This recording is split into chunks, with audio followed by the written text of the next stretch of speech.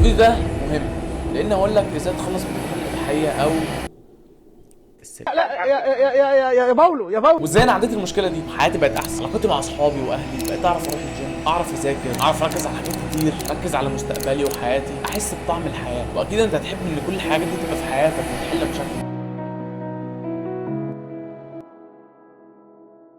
خلينا نفهم الاول ان الفيديو ده مش للصغيرين قوي، بس هو للولاد والبنات. يعني كنت في فيديو عامله قبل كده عن العاده السريه وكده، ده للولاد بس. الفيديو ده بيغطي حاجات اكتر بكتير جدا، فالفيديو ده للولاد والبنات، وما فيهاش احراج ان احنا نتكلم في الحاجات دي او ان انت تتكلم في الحاجات دي او ان انا اتكلم معاك في الحاجات دي، لان دي حاجات اهلنا مش بيقولوها لنا، حاجات محدش يعرفها، مشاكل بتحصل معانا بس محدش بيقول لنا نحلها ازاي. ومفيش احراج لان دي مشكله ولازم تتحل. وعشان نحلها يا جماعه انا مش عايز ابقى زي اي فيديو على اليوتيوب كده يقول لك 8 خطوات لحل مشكلتك كذا مش عارف ايه. ماشي، كل الناس دي على عيني وعلى راسي، بس انت انسان. انا مش هقول لك كام خطوه تنفذهم وخلاص وتمشي قدامي وخلاص. عايزين نبقى مختلفين شويه. خلاص انا عارف ان انت وانتي سمعتوا فيديوهات كتير جدا واشاعات كتير، واللي يقول لك ده الحاجات دي اضرارها كذا ومش عارف. انت تعبت. انا عايز اريحك بجد، يعني دي عن تجربه وعن تجارب ناس كتير جدا، فانت لازم تسمع مني الخلاصه. كمل الفيديو معايا للاخر. طالما بدات الرحله وناوي انك تكملها يبقى هتكمل الفيديو ده. احنا لازم نعرف الحاجات اللي بتخلينا ندمن، وهل احنا مدمنين فعلا، وليه صعب نبطل الادمان، وايه تاريخ المواقع دي وازاي اتعملت اصلا، وهنعرفها على حقيقتها، وهل لازم نبطل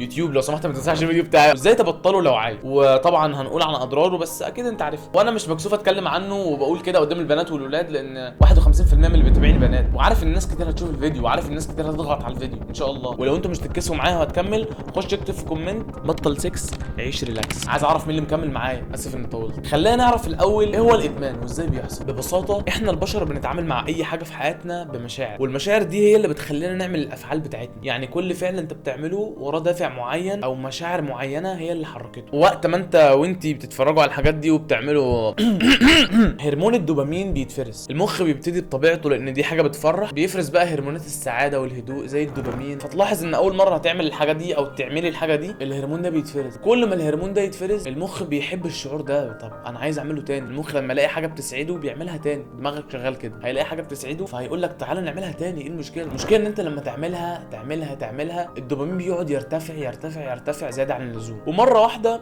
المخ بدل ما كان بيتعود على كميه صغيره من الدوبامين بقى متعود على الكم الهائل اللي انت اديته له ده. الكميه اللي كانت مش طبيعيه دي بتبقى طبيعيه مع الوقت، وبيتعود على الجرعه الزياده. وفي دراسه قالت ان نفس اللي بيحصل في المخ من الحاجات دي هو نفس اللي بيحصل في المخ من ادمان المخدرات. يعني ادمان المخدرات فعلا بيزيد هرمون الدوبامين ويرتفع لحد ما المخ يتعود بقى على الحاجات دي، والجرعه دي بقت طبيعيه بالنسبه للدماغ. والمخ مش هيعرف يفرز الكم الهائل من الدوبامين ده اللي بتفرزه الحاجات دي او اللي بتعمله له الحاجات دي، فبيفرز كم قليل جدا هو طبعا مش متعود عليه، فبيبقى صعب ان المخ يقلل الجرعه. فبالتالي بترجع تتفرج على الحاجات دي وتعمل الحاجات دي عشان الجرعه ترجع زي ما كان. ومن هنا حلقه الادمان بتزيد اكتر، لان ده خلل في الهرمون. انت بتبوظ دماغك. وهتلاحظ انك لو جيت تقلل مره واحده او توقف مره واحده، مش قصدي توقف انا قصدي توقف اللي انت بتعمله ده، يعني تلاقي المخ بيضايقك وبيتعصب عليك. الكلام ده زي المغص اللي بيجيلك لما تقاوم نفسك من الحاجات دي، او انك تحس بارهاق وصداع او بطنك بتوجعك او ظهرك بيوجعك. كل ما تبطل الحاجات دي كل ما تحس انك مش قادر او بتلاقي نفسك متضايق وقلقان، وبالتالي مش بتعرف تكمل حياتك غير لما تعمل الحاجات دي وتدي المخ الجرعه اللي محتاجها. وده ببساطه الادمان، ودي الدايره بتاعته.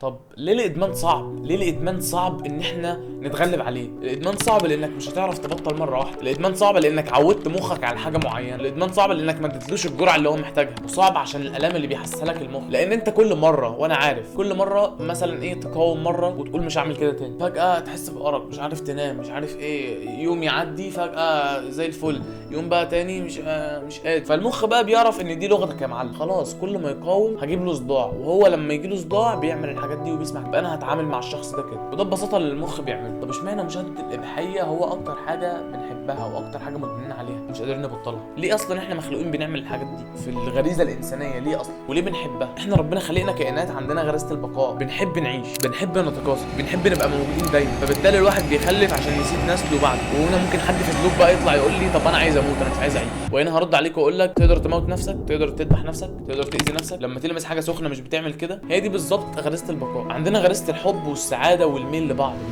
الراجل بيميل للست والست بتميل للراجل، والاثنين لما يحبوا بعض اكتر بيحاولوا يوصلوا الحب بالكلام باللمس لحد ما يعملوا العلاقه دي. ده بيخليهم يقربوا من بعض اكتر، ده بيخليهم يشعروا بسعاده اكتر، ده بيخليهم يحسوا بحب اكتر ويخلي علاقتهم اقوى، ده غير السعاده اللي بيحسوها. والراجل كمان ساعات بيبقى عنده رغبه اكتر لان هرمون الذكوره وكده بيخليه يحس بقوته وانه عاوز يعمل كده، ومحتاجين نعمل كده عشان نقرب لبعض. بس الفرق اللي انت بتعمله لوحدك او اللي انت بتعمله لوحدك ما بيكونش في حد معاك او معاكي، بتكون طرف واحد في العلاقه. انت مش بيبقى معاك بنت، انت مش بيبقى معاك ولد، ومن هنا بيتحول لادمان، وانك بتبدا تتعود على كده، تبدا تتعود انك تعملها لوحدك، تعمل العلاقه دي لوحدك وتحس بالمتعه منها. بس لو العلاقه دي بقى طبيعيه وفعلا الراجل استاذ زي ما ربنا خلقنا، مش بس بيتفرز هرمون الدوبامين، لا ده كمان هرمون الحب بيتفرز. اما لما تعملها لوحدك فبتحسي انك متضايقه، لان انت مش تقدر تحضن نفسك، انت مش تقدر تبوس نفسك، انت مش تقدر تقول كلام حلو لنفسك رومانسي. اكيد العلاقه دي غير طبيعيه، مش هتبقى زي العلاقه الطبيعيه، مش تحس فيها زي العلاقه الطبيعيه. Don't want sex, I want closeness.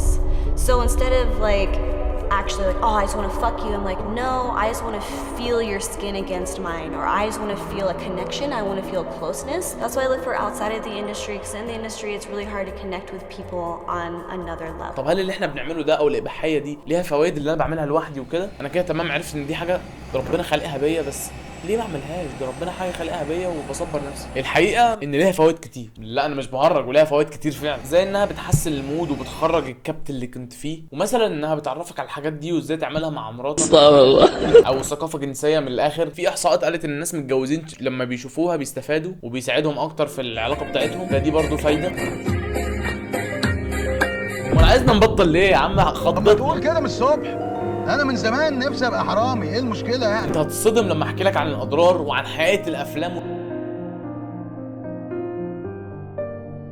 زي ما الخمره لها فوائد بس ربنا حرمها لان اضرارها اكتر من فوائدها. عشان نعرف حقيقه الافلام الاباحيه لازم ناخد نبذه كده عن تاريخها ونعرف اتعملت ازاي، وانا هحكي لك وممكن انت تتعمق اكتر بقى وتقرا كتب عنها وتشوف تقرا حاجات عنها، تشوف فيديوهات عنها. ولو حابب نكمل في المحتوى ده او نعمل سلسله تقول لي في الكومنتات. هنقول كلام من مخرجينها وممثلين فيها، كلام ما ينفعش يتقال بس احنا بنقول ما ينفعش يتقال. لو رجعنا بالزمن هنعرف بلاد زي الرومان او الاغريق وكده كانوا بينحتوا رسومات ونقوش عن الجنس، وكمان عن الجنس مش بس الجنس العادي، لا الجنس الشاذ، يعني ولد مع ولد، بنت مع بنت، حيوانات، حاجات زي دي ودي ودي. الكلام ده كان زمان، وكان في بقى ساعتها شعوب بترسم مناظر جنسيه على الفخار وكده، وكانت في كتب زمان بتنشر في الهند عن الحاجات دي. وبدا مع تقدم العصور بقى في القرن ال16 وكده اللي هي ال 1500 وحاجه، بدا في فرنسا يطبع اول روايه جنسيه مكتوبه، مع ان العقوبات وقتها كانت شديده ان حد ينشر الكلام ده، بس الناس ما عملتش حاجه. ولان الناس سكتت بدات تنشر اول روايه بقى جنسيه بالانجليزي بقى وكده، مذكرات امراه من المتعه، وخد عندك المتعه اللي جايه دي. بدات بقى التكنولوجيا تاخد دورها، زي مثلا في سنه 1839 لما لويس داجير اخترع طريقه للتصوير الفوتوغرافي جديده ساعتها، وانتشرت ساعتها اول صوره جنسيه. وفي 1896 دي محتاجه مونتاج، استنى.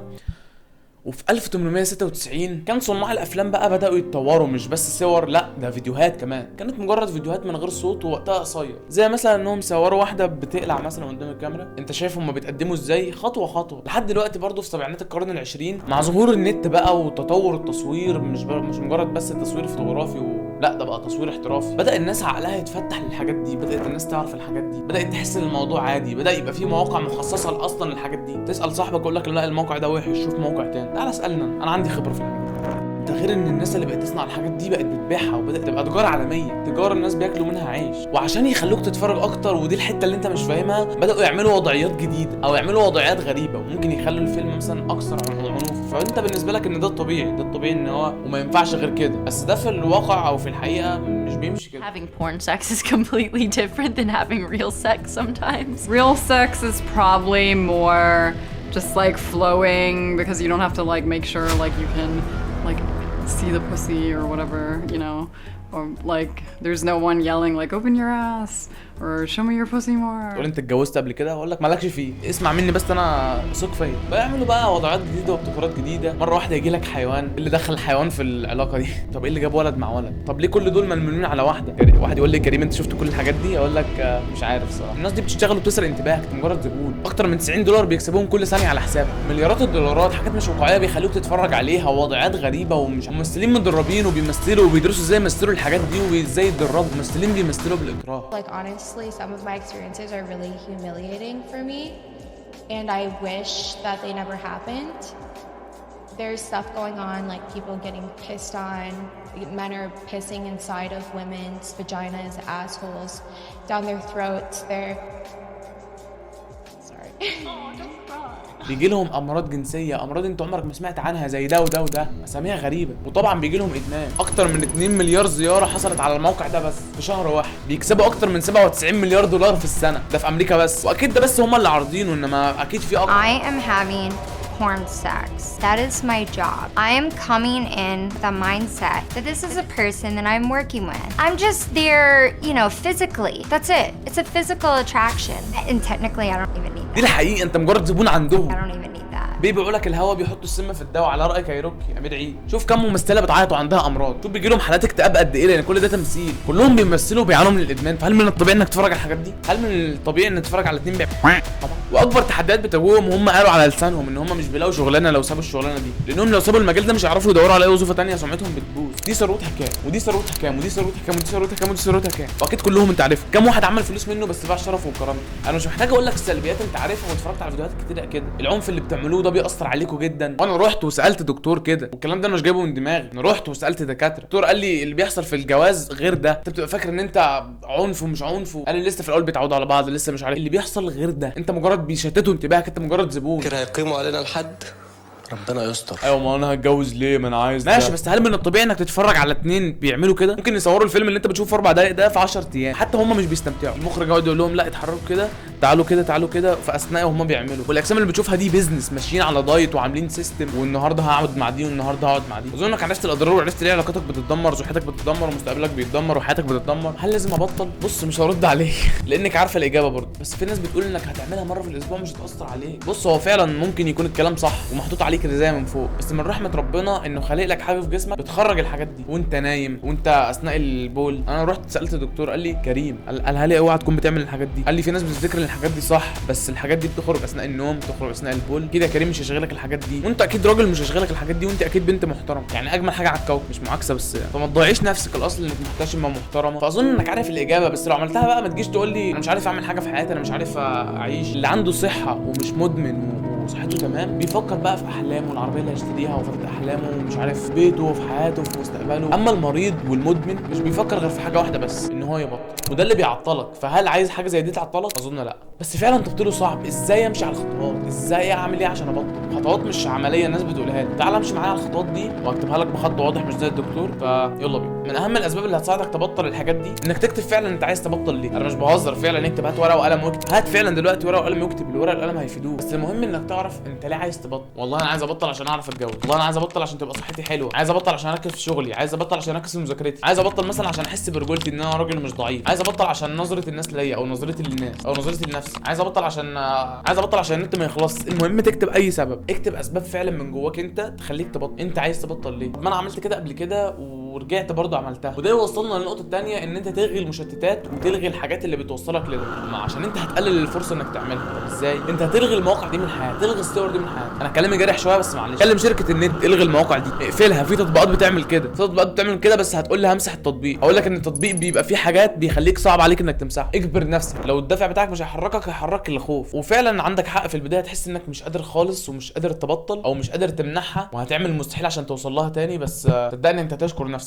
فعادي، هو ده كان تعود بس وهيخف مع الوقت. وده يوصلنا للحاجه اللي بعد كده، وهي انك ما تفضاش. لو فضيت وانت حتى قافل الحاجات دي هتعمل، اشغل وقتك باي حاجه، لانك هتفكر فجاه كده وانت قاعد في بالك يجي بقى ايه الفيديو المفضل ليك، الفيلم المفضل ليك، فتى احلامك ليه، ما يساءوا لم يهجوا في بالك، علي وابراهيم بحبهم. فده طبيعي، ما تقلقش، الحاجات دي ممكن تيجي في بالك في عادي. بس اللي هتعمله انك ما تقعدش في البيت، يعني ما تقعدش كتير لوحدك. نام في الصاله يا عم عشان ما تعملهاش، وانا عارف انت بتعملها ازاي. انزع صابونه حياتك دي. اشغل وقتك بحاجه انت عايزها فعلا، مش حاجه مجرد تشغل وقتك بيها وخلاص. حاجه انت بتحبها، يعني عايز تشتغل انزل اشتغل، عايز تتعلم برمجه، عايز تتعلم مونتاج، عايز تعمل قناه يوتيوب، عايز يا عم تفتح مشروع. حاجات كتير جدا ربنا خلقنا عشانها. هتقعد تدور هتلاقي حاجه انت بتحبها. ممكن تقعد تقرا قران، ممكن تقعد تصلي، ممكن تقعد تلعب. المهم تشغل وقتك. ممكن عايز ترسم، وخدها قاعده مني تاني، اللي عنده صحه ومش مدمن بيفكر في حاجات كتير جدا وعنده احلام، انما اللي ما عندوش مش بيفكر غير ان هو بس يخف. طب افرض انا مش لاقي الحاجه اللي بحبها، اعمل مثلا روح جيم، العب رياضه، دور على الحاجه اللي بتحبها هتلاقي. ومحدش مش بيحب اللعب، اقعد العب، مش قصدي تلعب العب عادي، افهمني صح. لان على النقطه الرابعه انك تعرف نقاط ضعفك وقوتك، انك تقعد لوحدك شويه وتنعزل عن الناس خالص، ولا تليفون ولا كتاب ولا لعب ولا اي حاجه، انت قاعد لوحدك. كل الناس الناجحه اللي في الحياه بتبعد تقعد لوحدها شويه. الرسول كان بيقعد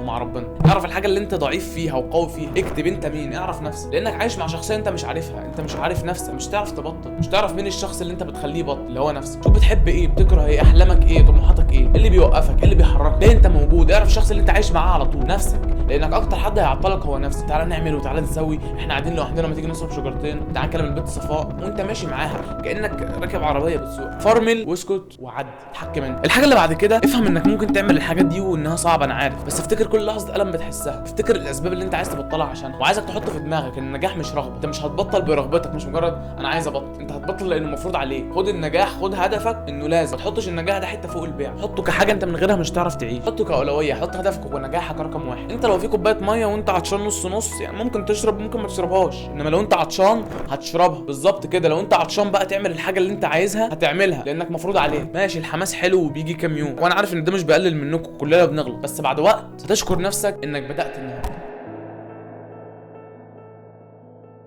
وما تنساش تعزمني على فرح.